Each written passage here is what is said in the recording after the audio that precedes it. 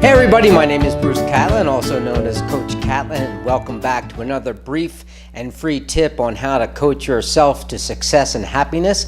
And today's tip number 9, how to recover from a setback or failure, or setbacks or failures, comes from an email I received just over the weekend, and it reads, "Dear Coach Katlin, can you offer any tips on how to recover after a failure or setback?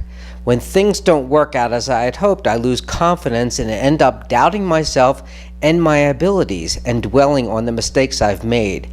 I become unable to make decisions and paralyzed with fear. I am completely stuck. I want to move forward but can't. Helped. Signed, feeling like a failure."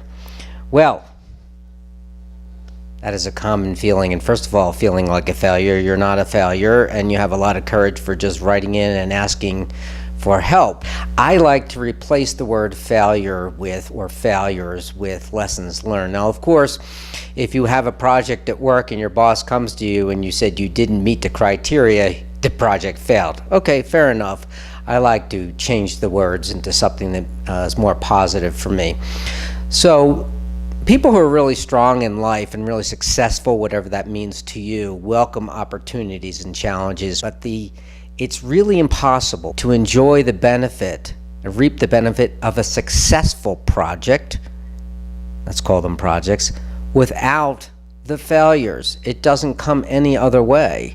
We must get through them. And, I'll give you an example. Just a couple days ago, I went out and took the heaviest canvas painting materials I could on a really high altitude trail run and paint session. In the video, this is just the start of the trailhead, and within 10 minutes past this, I was on my knees, basically in tears. It was so heavy, I felt so sick, I wanted to vomit, I just about turned around.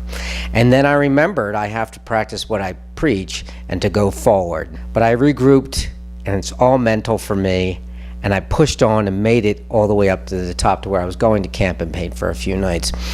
So the thing is, it's really from this moment forward to acknowledge the setbacks, but it isn't the whole you. And life is full of struggles. Struggles, they do get easier as we get older and wiser. We do get wiser if we pay attention. So I encourage you, you are not failure, Mr. and Miss Failure, whoever wrote that email to me, and it's to acknowledge it. You lick your wounds, and you get back in and you start. It's just one small step. It is true, and it's corny. It's like a Disney movie in a sense, but never, ever give up. And if what's not working for a really long time, hire a coach.